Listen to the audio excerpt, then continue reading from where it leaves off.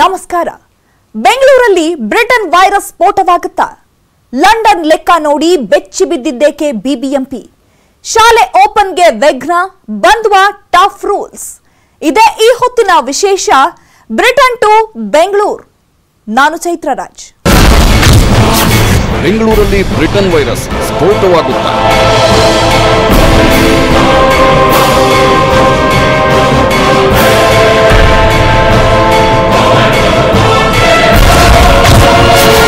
London ಲೆಕ್ಕ ನೋಡಿ ಬೆಚ್ಚಿ ಬಿದ್ದಿದ್ದೇಕೆ ಬಿಬಿಎಂಪಿ?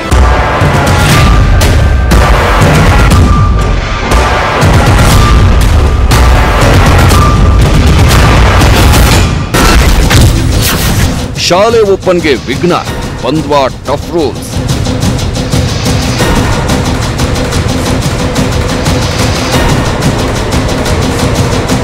ಬೆಂಗಳೂರಲ್ಲಿ ಬ್ರಿಟನ್ನ ಹೈಸ್ಪೀಡ್ ಕೊರೋನಾ ವಿಸ್ಫೋಟವಾಗುತ್ತಾ? ಇಡೀ ಬೆಂಗಳೂರಿಗೆ ಈ ವೈರಸ್ ಹಬ್ಬುತ್ತಾ ಅನ್ನೋ ಆತಂಕ, ಭಯ ಮತ್ತು ಭೀತಿ ಬೆಂಗಳೂರಿಗರನ್ನ ಇನ್ನಿಲ್ಲದಂತೆ ಕಾಡುತ್ತಿದೆ. ಅದರಲ್ಲೂ ಲಂಡನ್ ಲೆಕ್ಕ ನೋಡಿ ಬಿಬಿಎಂಪಿ ಮತ್ತು ಆರೋಗ್ಯಾಧಿಕಾರಿಗಳೇ ಬೆಚ್ಚಿ ಬಿದ್ದಿದ್ದಾರೆ. ಬ್ರಿಟನ್ ಭೂತಕ್ಕೆ ದಂಗಾಗಿ ಹೋಗಿದ್ದಾರೆ. ಯಾಕಂದ್ರೆ ಡಿಸೆಂಬರ್ 12ರಿಂದ ಡಿಸೆಂಬರ್ 21ರವರೆಗೆ ಬ್ರಿಟನ್ನಿಂದ ರಾಜ್ಯಕ್ಕೆ 2127 ಮಂದಿ ಬಂದಿಳಿದಿದ್ದಾರೆ. ಅದರಲ್ಲಿ 1683 ಮಂದಿ ಬೆಂಗಳೂರಿನವರೇ. ಹೀಗಾಗಿ ರಾಜ್ಯದ ಇತರೆ ಜಿಲ್ಲೆಗಳಿಗಿಂತ ಬೆಂಗಳೂರಲ್ಲೇ ಹೈಸ್ಪೀಡ್ ಕೊರೋನಾದ ಆತಂಕ ಹೆಚ್ಚಾಗಿದೆ.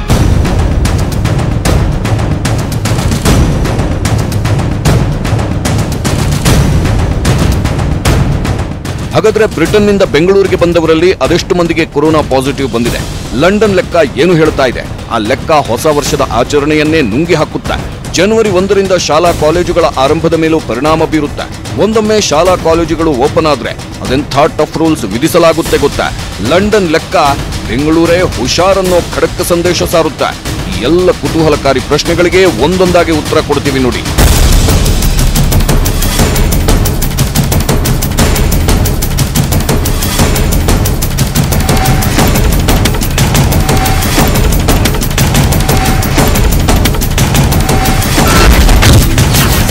ಬೆಂಗಳೂರಿನ ಮೂಲೆ ಮೂಲೆಯಲ್ಲೂ ಬ್ರಿಟನ್ ಪ್ರಯಾಣಿಕರು.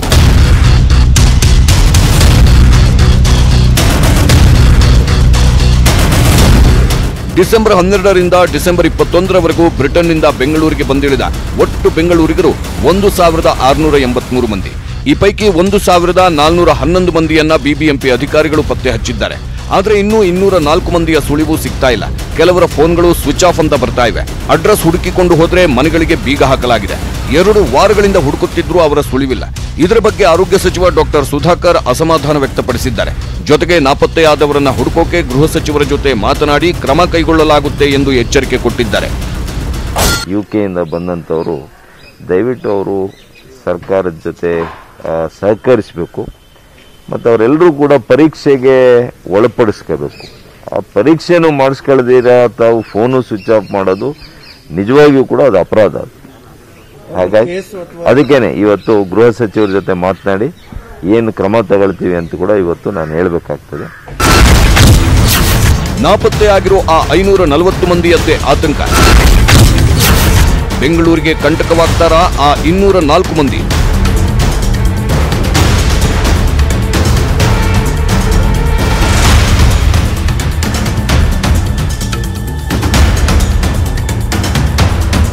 ಹೌದು ವೀಕ್ಷಕರೇ, ಬ್ರಿಟನ್ನಿಂದ ರಾಜ್ಯಕ್ಕೆ ಬಂದ 2127 ಪ್ರಯಾಣಿಕರಲ್ಲಿ ಇನ್ನೂ 540 ಮಂದಿ ನಾಪತ್ತೆಯಾಗಿದ್ದಾರೆ.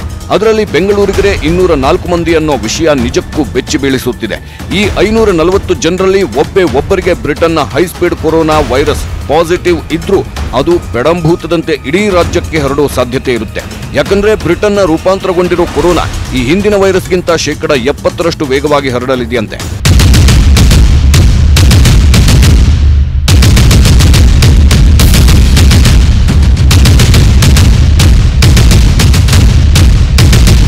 ಬ್ರಿಟನ್ನಿಂದ ಬಂದ 26 ಮಂದಿಗೆ ಕೊರೋನಾ.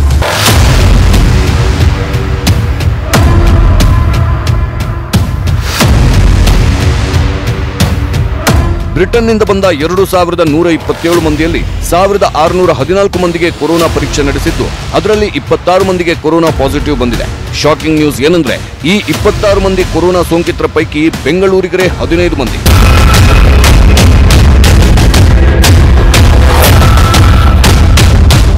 ಇಲ್ಲಿವರೆಗೂ ಕೂಡ ನಾವೇನು 614 ಜನರದ್ದು ಟೆಸ್ಟ್ ಮಾಡಿದ್ದೀವಿ.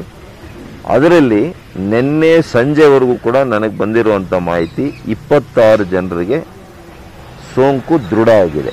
ಪರೀಕ್ಷೆಯಲ್ಲಿ ಏನು ದೃಢ ಆಗಿದೆ ಅದನ್ನು ಖಂಡಿತವಾಗಿಯೂ ಈಗಾಗಲೇ ಕೇಂದ್ರ ಸರ್ಕಾರಕ್ಕೆ ಅಲ್ಲಿನ ಡೆಸಿಗ್ನೇಟ್ ಲ್ಯಾಬ್ಗೆ ಕಳಿಸ್ಕೊಟ್ಟಿದ್ದಾರೆ, ICMR ಅವರಿಗೆ ಕಳಿಸ್ಕೊಟ್ಟಿದ್ದಾರೆ. ಆರೋಗ್ಯ ಸಚಿವ ಡಾಕ್ಟರ್ ಕೆ ಸುಧಾಕರ್ ಅವರು ಹೇಳಿದಂತೆ ಈಗಾಗಲೇ 26 ಜನರ ಕೊರೋನಾ ಟೆಸ್ಟ್ ಸ್ಯಾಂಪಲ್ ಅನ್ನ ಕೇಂದ್ರ ICMRಗೆ ಕಳುಹಿಸಿಕೊಡಲಾಗಿದೆಯಂತೆ. ICMR ಜೆನೆಟಿಕ್ ಸೀಕ್ವೆನ್ಸ್ ವರದಿಯನ್ನು ನೋಡಿ ಯಾರಿಗೆಲ್ಲ ಬ್ರಿಟನ್ ಕೊರೋನಾ ವೈರಸ್ ತಗುಲಿದೆ ಅನ್ನೋದನ್ನ ಖಚಿತಪಡಿಸಲಿದೆ.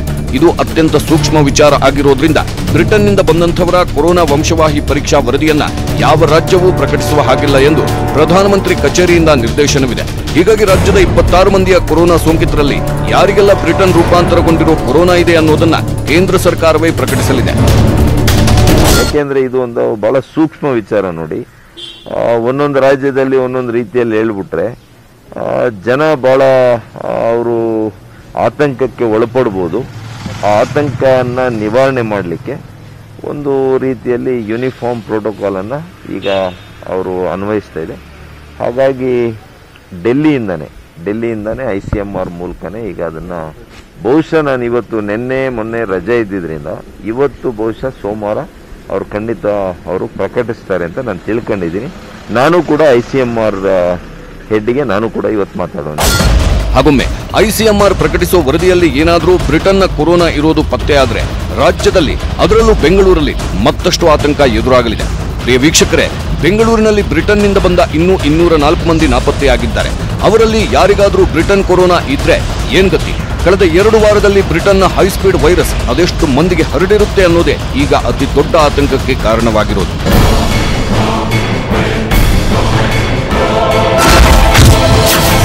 ಇಪ್ಪತ್ತಾರು ಸೋಂಕಿತರಲ್ಲಿ 15 ಮಂದಿ ಬೆಂಗಳೂರಿಗರು. ಆರೋಗ್ಯ ಸಚಿವ ಡಾಕ್ಟರ್ ಕೆ ಸುಧಾಕರ್ ಅವರು ಹೇಳುವಂತೆ ಬ್ರಿಟನ್ನಿಂದ ಬಂದವರಲ್ಲಿ ಇದುವರೆಗೂ 26 ಮಂದಿಗೆ ಕೊರೋನಾ ಸೋಂಕು ಪತ್ತೆಯಾಗಿದೆ. ಅವರಲ್ಲಿ 15 ಮಂದಿ ಬೆಂಗಳೂರಿನವರೇ. ಹಾಗಾದ್ರೆ ಆ 15 ಮಂದಿ ಬೆಂಗಳೂರಿನ ಯಾವ್ಯಾವ ವಲಯಕ್ಕೆ ಸೇರಿದವರು ಗೊತ್ತಾ? ಬೆಂಗಳೂರಿನ 6 ವಲಯಗಳಲ್ಲಿ ಬ್ರಿಟನ್ನಿಂದ ಬಂದವರಲ್ಲಿ ಕೊರೋನಾ ಸೋಂಕಿತರು ಪತ್ತೆಯಾಗಿದ್ದಾರೆ. ಅದರಲ್ಲೂ ಬೊಮ್ಮನಹಳ್ಳಿ ವಲಯದಲ್ಲಿ 4 ಕೊರೋನಾ ಪಾಸಿಟಿವ್ ಕಂಡು ಬಂದಿದೆ. ಇದೇ ರೀತಿ ದಾಸರಹಳ್ಳಿ ಮತ್ತು ಪೂರ್ವ ವಲಯದಲ್ಲಿ ತಲಾ ಒಬ್ಬೊಬ್ಬರಿಗೆ ಸೋಂಕು ಪತ್ತೆಯಾಗಿದೆ. ಹಾಗೆಯೇ ಮಹದೇವಪುರ ವಲಯದಲ್ಲಿ 5 ಮಂದಿ, ದಕ್ಷಿಣ ವಲಯದಲ್ಲಿ ಬ್ರಿಟನ್ನಿಂದ ಬಂದ ಒಬ್ಬರಿಗೆ ಕೊರೋನಾ ಸೋಂಕು ದೃಢಪಟ್ಟಿದೆ. ಕೊನೆಯದಾಗಿ ಪಶ್ಚಿಮ ವಲಯದಲ್ಲೂ 3 ಕೊರೋನಾ ಪಾಸಿಟಿವ್ ಬಂದಿದೆ.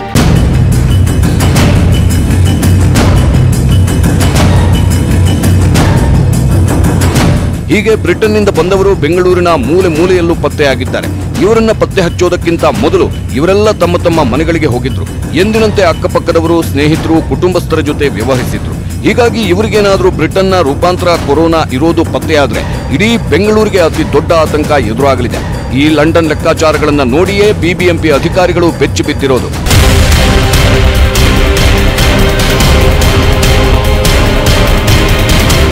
ಆದರೆ ಬ್ರಿಟನ್ನಿಂದ ಬಂದ ರಾಜ್ಯದ 26 ಮಂದಿಗೆ ತಗುಲಿರೋದು ಸಾಮಾನ್ಯ ಸೋಂಕ ಅಥವಾ ಹೈಸ್ಪೀಡ್ ಸೋಂಕ ಅನ್ನೋ ರಿಸಲ್ಟ್ ಅನ್ನ ICMR ಯಾವುದೇ ಕ್ಷಣದಲ್ಲಾದರೂ ನೀಡಬಹುದು.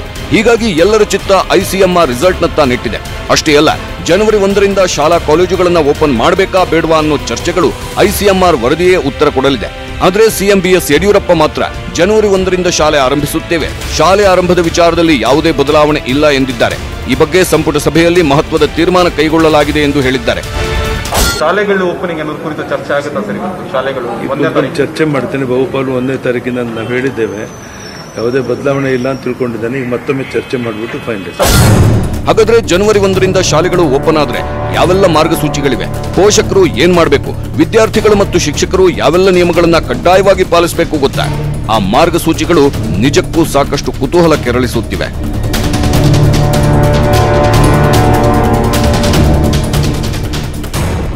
ಹಾಗಾದ್ರೆ ಹೈಸ್ಪೀಡ್ ಕೊರೋನಾ ಆತಂಕದ ಮಧ್ಯೆಯೇ ಶಾಲೆಗಳನ್ನ ಆರಂಭಿಸೋಕೆ ಸರ್ಕಾರ ಮುಂದಾಗಿರೋದ್ಯಾಕೆ? 1ನೇ ತರಗತಿಯಿಂದ 6ನೇ ತರಗತಿವರೆಗೆ ಏನ್ ರೂಲ್ಸ್? 6ರಿಂದ 12ನೇ ತರಗತಿಗೆ ಯಾವ ನಿಯಮಗಳಿವೆ ಗೊತ್ತಾ? ಆ ಸ್ಟೋರಿಯನ್ನ ತೋರಿಸ್ತೀವಿ. Have a small break.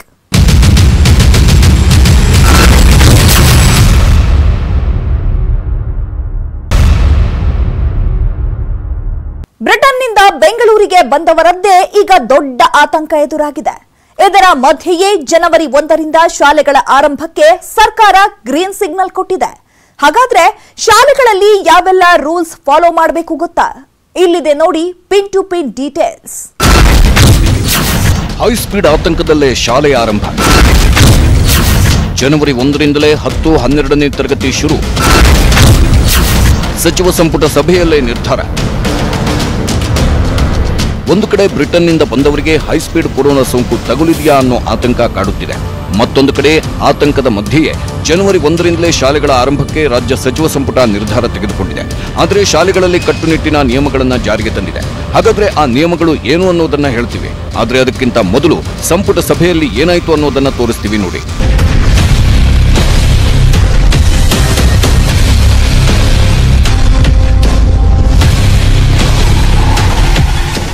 ಸೋಮವಾರ ಸಂಪುಟ ಸಭೆಯಲ್ಲಿ ಶಾಲಾ ಕಾಲೇಜುಗಳ ಆರಂಭಕ್ಕೆ ಸಂಬಂಧಿಸಿದ ಚರ್ಚೆ ನಡೆಯಿತು.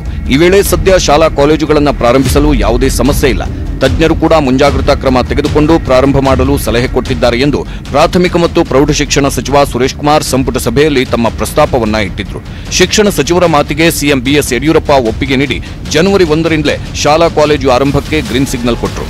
ಜೊತೆಗೆ ಆರೋಗ್ಯ ಸಚಿವರಾದ ಡಾಕ್ಟರ್ ಕೆ ಸುಧಾಕರ್ ಕೂಡ ಈ ವಿಷಯವಾಗಿ ಸಕಾರಾತ್ಮಕ ಪ್ರತಿಕ್ರಿಯೆ ನೀಡಿದ್ರು.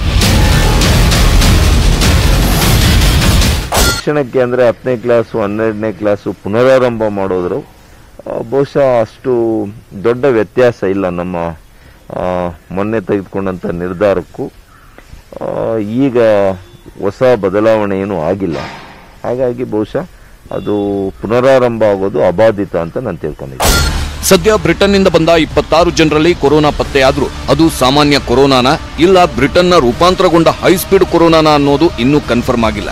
ಹೀಗಾಗಿ ಬ್ರಿಟನ್ ವೈರಸ್ ವಿಚಾರದಲ್ಲಿ ಸಮಸ್ಯೆ ಆದ್ರೆ ಮತ್ತೆ ತಜ್ಞರ ಸಲಹೆ ಪಡೆಯೋಣ. ಸದ್ಯಕ್ಕೆ ದಿನಾಂಕ ಬದಲಾವಣೆ ಮಾಡೋದು ಬೇಡ ಎಂದು ಶಿಕ್ಷಣ ಸಚಿವರು ಸಂಪುಟದಲ್ಲಿ ಸಲಹೆ ಕೊಟ್ಟಿದ್ರು. ಹೀಗಾಗಿ ಸಚಿವರ ಸಲಹೆಯನ್ನು ಸಂಪುಟದ ಸದಸ್ಯರು ಒಪ್ಪಿ ಶಾಲಾ ಕಾಲೇಜುಗಳನ್ನು ಜನವರಿ 1ರಿಂದಲೇ ಆರಂಭಿಸೋಕೆ ನಿರ್ಧರಿಸಿದ್ದಾರೆ.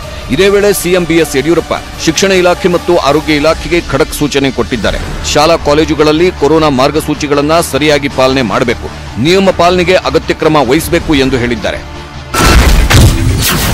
ಇನ್ನು ಜನವರಿ 1ರಿಂದ ಶಾಲಾ ಕಾಲೇಜುಗಳು ಓಪನ್ ಆದ್ರೂ ಮಕ್ಕಳು ಶಾಲೆಗೆ ಬರುವುದು ಕಡ್ಡಾಯವಲ್ಲ. ಆದರೆ ದಾಖಲಾತಿ ಕಡ್ಡಾಯ. ಅಷ್ಟೇ ಅಲ್ಲ, ವಿದ್ಯಾರ್ಥಿಗಳು ಶಾಲೆಗೆ ಬರೋಕ್ಕೂ ಮುನ್ನ ಪೋಷಕರ ಒಪ್ಪಿಗೆ ಪತ್ರ ತರಬೇಕು. ಮಕ್ಕಳಿಗೆ ಶೀತ, ಕೆಮ್ಮು, ನೆಗಡಿ ಅಥವಾ ಅನಾರೋಗ್ಯ ಇದ್ರೆ ಶಾಲೆಯೊಳಗೆ ಪ್ರವೇಶ ನೀಡುವಂತಿಲ್ಲ. ಶಾಲಾ ಕೊಠಡಿಯೊಳಗೆ ಸ್ಯಾನಿಟೈಸ್ಗೆ ಸೂಕ್ತ ಕ್ರಮ ಕೈಗೊಳ್ಳಬೇಕು. ಹಾಗೇನೇ ಒಂದು ಕೊಠಡಿಯಲ್ಲಿ 15 ಮಕ್ಕಳಿಗಿಂತ ಹೆಚ್ಚು ಮಕ್ಕಳು ಕೂರುವಂತಿಲ್ಲ. ಇನ್ನು ಜನವರಿ 1ರಿಂದಲೇ ಶಾಲೆಗಳು ಆರಂಭವಾದರೂ 1ನೇ ತರಗತಿಯಿಂದ 5ನೇ ತರಗತಿಯವರೆಗೂ ಯಾವುದೇ ನಿರ್ಧಾರವಾಗಿಲ್ಲ. ಎಂದಿನಂತೆ ಆನ್ಲೈನ್ ಶಿಕ್ಷಣ ಮುಂದುವರಿಯಲಿದೆ.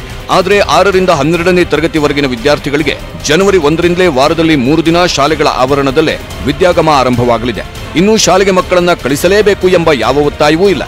ಆನ್ಲೈನ್ ಕ್ಲಾಸ್ನಲ್ಲೂ ಕಲಿಯಬಹುದಾಗಿದೆ. ಹಾಗೆಯೇ ಚಂದನ ವಾಹಿನಿಯಲ್ಲಿ ಪಾಠಗಳು ಮುಂದುವರಿಯಲಿವೆ.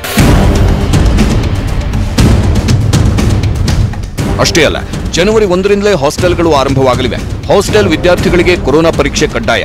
ಕೋವಿಡ್ ಟೆಸ್ಟ್ ರಿಪೋರ್ಟ್ನೊಂದಿಗೆ ಹಾಸ್ಟೆಲ್ಗೆ ಬರಬೇಕಾಗಿದೆ. ಇನ್ನು ಶಾಲೆಯಲ್ಲಿ ಮಧ್ಯಾಹ್ನದ ಬಿಸಿಯೂಟ ಇರಲ್ಲ. ಬಿಸಿಯೂಟದ ಪರಿಕರಗಳು ಮನೆಗಳಿಗೆ ರವಾನೆಯಾಗಲಿವೆ. ಅದೇನೇ ಇದ್ರೂ ಶಾಲೆಗಳನ್ನು ಆರಂಭಿಸುವ ವಿಷಯದಲ್ಲಿ ಸರ್ಕಾರ ಮತ್ತು ಶಾಲಾ ಸಿಬ್ಬಂದಿ ಎಷ್ಟು ಮುನ್ನೆಚ್ಚರಿಕೆ ಕ್ರಮಗಳನ್ನು ತಗೊಂಡ್ರು ಅದು ಕಡಿಮೆನೆ. ಹೀಗಾಗಿ ಮತ್ತಷ್ಟು ಟಫ್ ರೂಲ್ಸ್ ಜಾರಿಗೆ ಬರೋ ಸಾಧ್ಯತೆಯೂ ಇದೆ.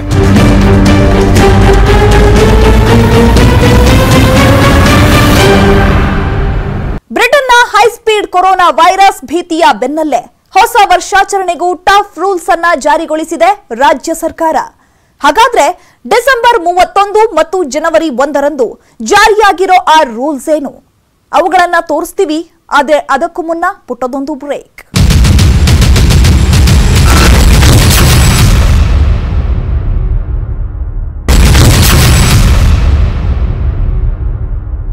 ಬ್ರಿಟನ್ನ ಹೈಸ್ಪೀಡ್ ಕೊರೋನಾ ವೈರಸ್ ಸೃಷ್ಟಿಸಿರೋ ಆತಂಕ ಅಷ್ಟಿಷ್ಟಲ್ಲ. ಅದರ ಆತಂಕದ ಮಧ್ಯೆಯೇ ಹೊಸ ವರ್ಷ ಆಚರಣೆಗೆ ರಾಜ್ಯ ಸರ್ಕಾರ ಕೆಲವೊಂದಿಷ್ಟು ಮಾರ್ಗಸೂಚಿಗಳನ್ನ ಬಿಡುಗಡೆ ಮಾಡಿದೆ. ಹಾಗಾದ್ರೆ ಯಾವುವು ಆ ಮಾರ್ಗಸೂಚಿಗಳು? ಇಲ್ಲಿದೆ ನೋಡಿ ಕಂಪ್ಲೀಟ್ ರಿಪೋರ್ಟ್.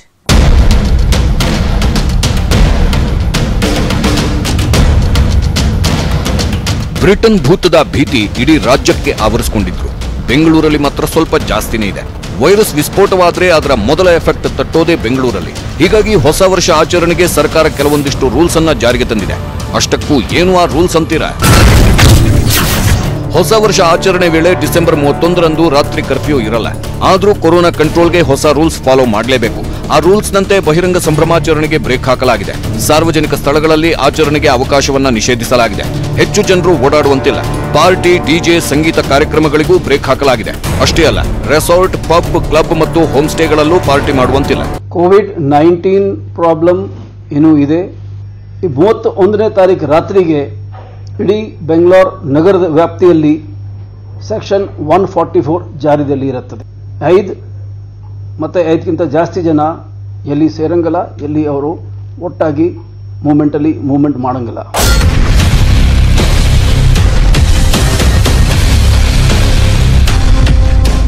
ಅಷ್ಟೇ ಅಲ್ಲ, ಬೆಂಗಳೂರಿನ ಹೊರವಲಯಗಳಲ್ಲಿ ಪೊಲೀಸರು ಹದ್ದಿನ ಕಣ್ಣಿಟ್ಟಿದ್ದಾರೆ. ಡಿಸೆಂಬರ್ 31ರ ರಾತ್ರಿ ಬೆಂಗಳೂರಲ್ಲಿ ಫ್ಲೈಓವರ್ಗಳು ಬಂದ್ ಆಗಿರಲಿವೆ. ಪ್ರಮುಖ ರೋಡ್ಗಳಲ್ಲಿ ಬ್ಯಾರಿಕೇಡ್ಗಳನ್ನು ಅಳವಡಿಸಲಾಗಿರುತ್ತೆ. ಹಾಗೆಯೇ ಪ್ರಮುಖ ಏರಿಯಾಗಳಲ್ಲಿ ಕಟ್ಟುನಿಟ್ಟಿನ ಕ್ರಮ ಕೈಗೊಳ್ಳಲು ಸೂಚಿಸಲಾಗಿದೆ. ಜೊತೆಗೆ ಬೀಚ್ ಮತ್ತು ಪ್ರವಾಸೋದ್ಯಮ ಕ್ಷೇತ್ರಗಳಲ್ಲಿ ಪೊಲೀಸರ ಕಣ್ಗಾವಲಿರಲಿದೆ ಎಂದು ಗೃಹ ಸಚಿವ ಬಸವರಾಜ ಬೊಮ್ಮಾಯಿ ಹೇಳಿದ್ದಾರೆ. ಸಾರ್ವಜನಿಕವಾಗಿ ಹೊಸ ಆಚರಣೆಗೆ ಹಲವಾರು ನಿರ್ಬಂಧಗಳನ್ನು, ನಿಯಂತ್ರಣಗಳನ್ನು ಮಾಡುವಂಥ ಉದ್ದೇಶ ಇದೆ. ಇದು ಕೇವಲ ಬೆಂಗಳೂರು ಅಷ್ಟೇ ಅಲ್ಲ, ಬೆಂಗಳೂರು ಹೊರವಲಯದಲ್ಲಿ ರಿಸಾರ್ಟ್ಗಳನ್ನು ಕೂಡ, ಅಲ್ಲಿನೂ ಕೂಡ ಜನ ಬಹಿರಂಗವಾಗಿ ವರ್ಷಾಚರಣೆ ಮಾಡೋದಕ್ಕೆ ಅವಕಾಶ ಇಲ್ಲ. ಮ್ಯೂಸಿಕ್ಕು, ಬ್ಯಾಂಡು ಅವು ಕೂಡ ನಿರ್ಬಂಧ ಮಾಡುವಂಥ ವಿಚಾರವನ್ನು ಕೂಡ ಚರ್ಚೆ ಆಗಿದೆ. ಕರ್ಫ್ಯೂ ಇಲ್ಲ, ಜನ ಓಡಾಡೋದಕ್ಕೆ ಯಾವುದು ನಿರ್ಬಂಧ ಮಾಡಿಲ್ಲ. ಕೆಲವು ಏರಿಯಾಗಳಿಗೆ ನಿರ್ಬಂಧ ಮಾಡ್ತೀವಿ. ಆ ಅಧಿಕಾರ ಪೊಲೀಸ್ ಅಧಿಕಾರಿಗಳಿಗಿದೆ. ಅದೇನೇ ಇರಲಿ, ಹೊಸದಾಗಿ ಬ್ರಿಟನ್ನಿಂದ ಬೆಂಗಳೂರಿಗೆ ಬಂದವರಿಂದ ಬ್ರಿಟನ್ ಭೂತದ ಆತಂಕ ದಿನೇ ದಿನೇ ಹೆಚ್ಚಾಗುತ್ತಿದೆ. ಇದರಿಂದ ಹೊಸ ವರ್ಷದಲ್ಲೂ ಕೊರೋನಾ ನಮ್ಮನ್ನ ಬಿಟ್ಟು ಹೋಗುವಂತೆ ಕಾಣ್ತಾ ಇಲ್ಲ. ಹೀಗಾಗಿನೇ ರಾಜ್ಯ ಸರ್ಕಾರ ಶಾಲೆ ಆರಂಭ ಮತ್ತು ಹೊಸ ವರ್ಷ ಆಚರಣೆಗೆ ಹೊಸ ರೂಲ್ಸ್ ಅನ್ನ ಜಾರಿಗೆ ತಂದಿದೆ.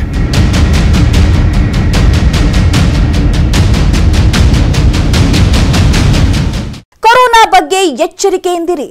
ಕೊರೋನಾ ರೂಲ್ಸ್ ಫಾಲೋ ಮಾಡೋದನ್ನ ಮರಿಬೇಡಿ. ಇದಾಗಿತ್ತು ಈ ಹೊತ್ತಿನ ವಿಶೇಷ. ನೋಡ್ತಾ ಇರಿ News 18 ಕನ್ನಡ. ಜಾಲ ನಮ್ಮದು, ಬಲ ನಿಮ್ಮದು.